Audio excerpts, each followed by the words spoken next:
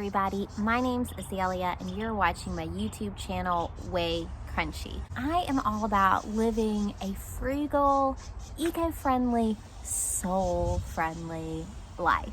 So that's what it's all about here on WayCrunchy, and today I'm going to talk about frugal foods. There are 3 ways that I save money on food without sacrificing nutrition. My goal is not to buy food for as cheaply as possible. It is to nourish the family for as little money as possible. So the 3 categories that I look at on frugal, nourishing food is your shopping. You got to be frugal with that and smart. And gardening, you got to garden. Even if you got 1 pot in a window, you got to garden something. Shopping, gardening, and a 3rd category that I'm going to call scavenging. Okay?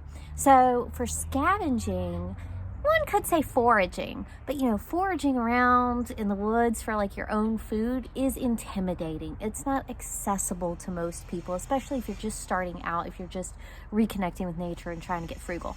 So we're not going to call it foraging, but foraging would fall into scavenging. So scavenging would be finding something that is not being used and utilizing it. I am coming from the perspective of being a vegetarian for years and years.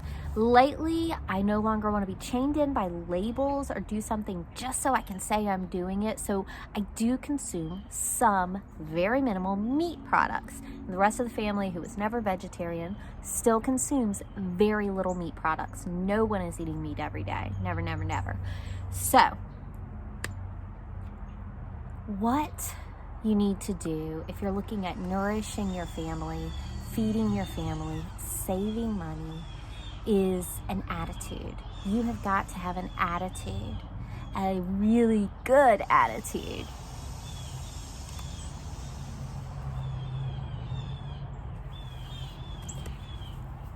When you're looking at feeding your family, nourishing your family, and not spending a lot of money, you need to love it. To be really successful, you need to love it. You need to learn to love nourishing your family. You need to love spending time in the kitchen, because cutting corners isn't going to work if you're trying to make it nutritious and super cheap.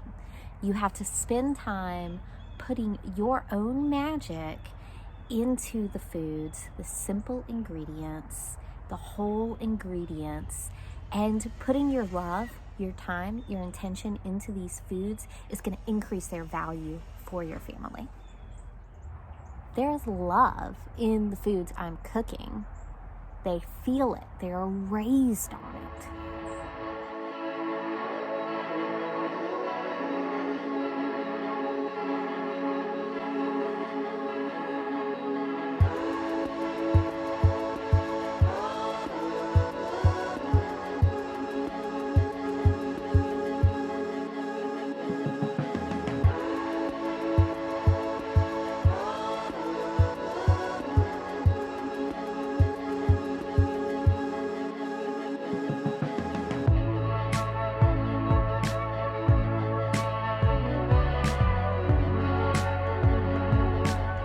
Now, looking at our category of shopping, I also homeschool my 8-year-old son, and I really pared down what I have to say about frugal shopping when I took him into the grocery store to teach him how to eat healthy for cheap, something he'll need to know in his life.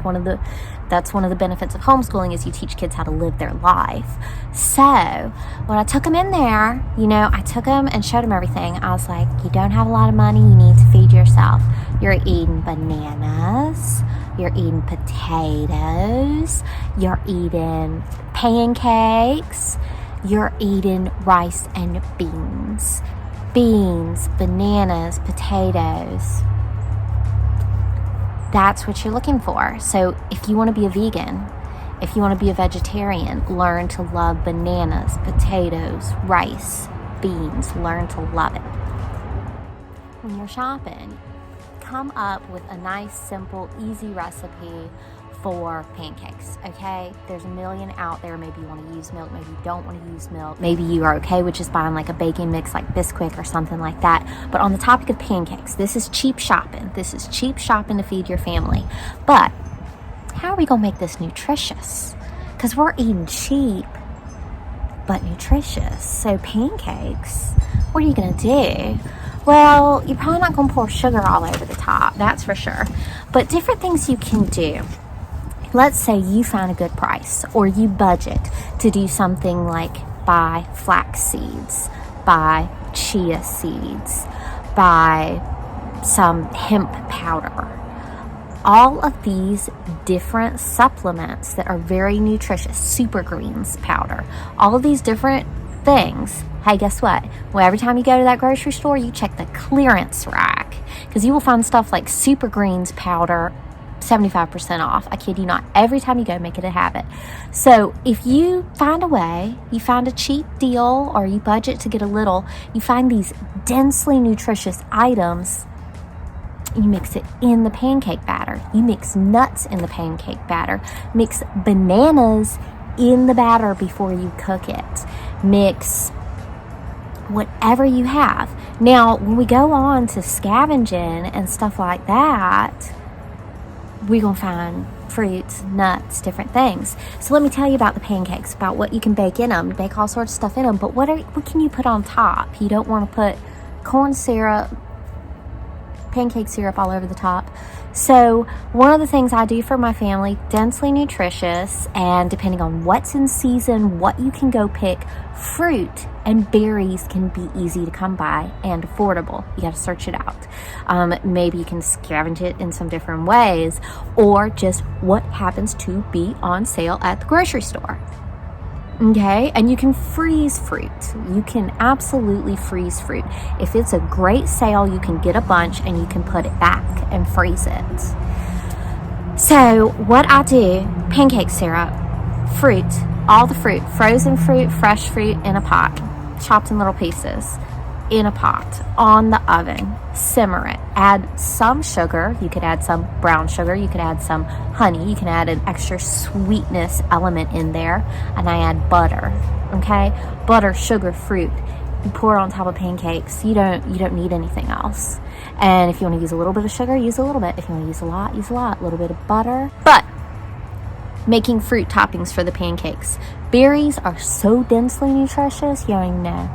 Also, with the pancakes and with any other baking, you can make your own supplements to increase the nutritional value within these items. And I'm going to talk about that next as I talk about gardening. Gardening. If you're not gardening, you need to be gardening. I have gardened in tiny, tiny, tiny, not even a yard, just a front patch of a yard in front of an apartment. If you've got a little bit of dirt, you need to be growing something in it, really, because it is not that hard, and you increase the value. It's not just, oh, I'm getting tomatoes. You're getting organic tomatoes. You might as well go organic if you're gardening yourself and you're interested in health. I have so many gardening videos. I will link to them below to go more in detail about how to garden and utilize and garden for cheap. That's important. You don't need to spend a lot of money. All sorts of hobbies try and get you to spend money. You don't have to. Okay, so what you need to be doing is you need to be growing food. A pack of seeds. Learn how to cultivate the earth. Learn how to cultivate a pot. Think how much it costs to go in and buy fresh herbs. Like a bundle of fresh herbs. Like, that's not on a low budget grocery shopping trip. But the freshness, the fresh living green is what's truly going to nourish you and provide you with these great micronutrients. So when I have a big garden, grow as much as you can and learn how to preserve it. I'm a minimalist when it comes to a lot, and kitchen gadgets especially. I don't like a lot of stuff, mono-use items, things that are only good for one thing. But two things that I always keep in my kitchen: food processor, because I can also use it as a blender, and a dehydrator. Now, if you're just growing one pot of something, then that's going to help you get nutrients and food cheaply. But if you're growing as much as you can, you need a way to preserve it because you do not want food waste.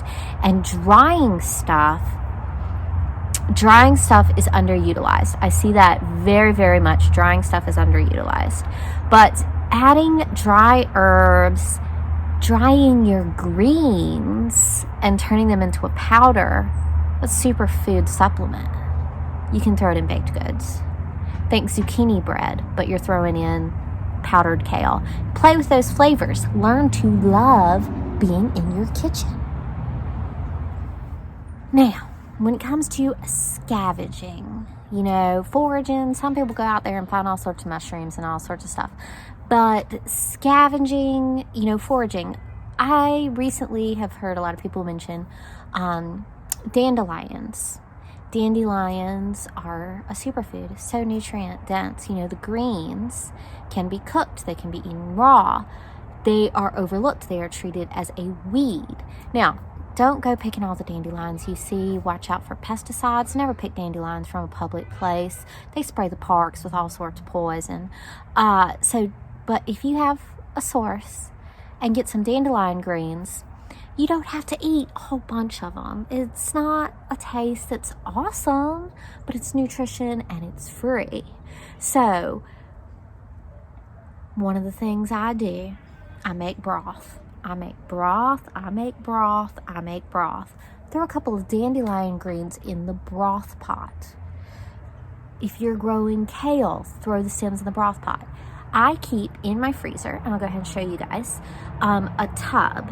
And anytime I'm preparing anything in the kitchen, I put all the scraps, not into my compost. I also compost, but there's one stop they take so that we can get the nutrients out of them and the flavor and the free food out of them, and that's in the broth pot. So I make vegetable broth. So I have garlic skins, onion skins, potato peels, tips of carrots, different things that I don't like the flavor of, but I have growing around that I have available to me, like nasturtium greens, the flowers in your garden. They're totally edible. I don't like to fry up a whole pan of nasturtium greens, but grab some, put it in my broth pot. And so those nutrients, a diverse variety of nutrients, are going into my broth pot. I highly recommend getting into broth. If you're sick, it will heal you. And I put it into everything in my kitchen to add nutrition. We're making a pot of mashed potatoes. I don't pour milk in. I pour vegetable broth to make it a little more liquidy, to add some complex flavor. So, you can't tell, I'm really passionate, very, very passionate, and I'm always cooking up a storm, and, you know, I'm really the manager of the food here. Let's do some scavenging over here in my kitchen. So, what do I have here? Store-bought bread. I'm making my own bread. That's fun. I've gotten into that lately. But the little butts of the bread, you're not going to throw those away. And toast them, turn them into breadcrumbs, eat them straight. Being frugal is also about sometimes just not being picky, even the butt of the bread, just eat it. Using up and managing what you have in the kitchen, not letting stuff go to waste, requires you to be aware of what's in your kitchen, for you to prioritize what is eaten first. So, bread ends. What can you do with breadcrumbs? If you eat meat, you can put it in your meatloaf. If you're making a veggie loaf, you can put it in there. Anything that is a casserole, breadcrumbs on top, macaroni and cheese, breadcrumbs on top. Way to make more food go and stretch longer. Feed more mouths. These are herbs that I grow myself. Thyme. So many of these things are perennials. You spend $1.60 to get a 4-pack tray of herbs. You have them for like forever, for the rest of your life. This is a thing full of thyme, rosemary,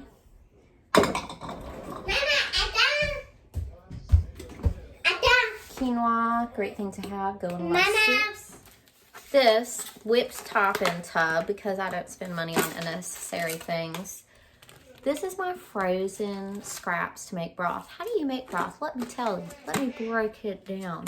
You boil the heck out of it, and then you strain out the bits. You boil it for hours in the pot. Make sure you're still adding water. You boil it and boil it down, and then run it through a strainer. Take out the onion skins, and I mean, it is thick and rich. You can add it to soup, certainly. Great base for a soup. So I have all these scraps ready to go to make a broth. Now, if you do eat meat, chicken bones, oh my gosh, bone broth. Being truly frugal is about utilizing what isn't being used whatsoever. What seems like garbage, you extract the value out of it. So, family eats baked chicken. You think it's done. Completely done. We've finished it. It's time for garbage. Boil it. Boil the whole thing. Boil it for hours.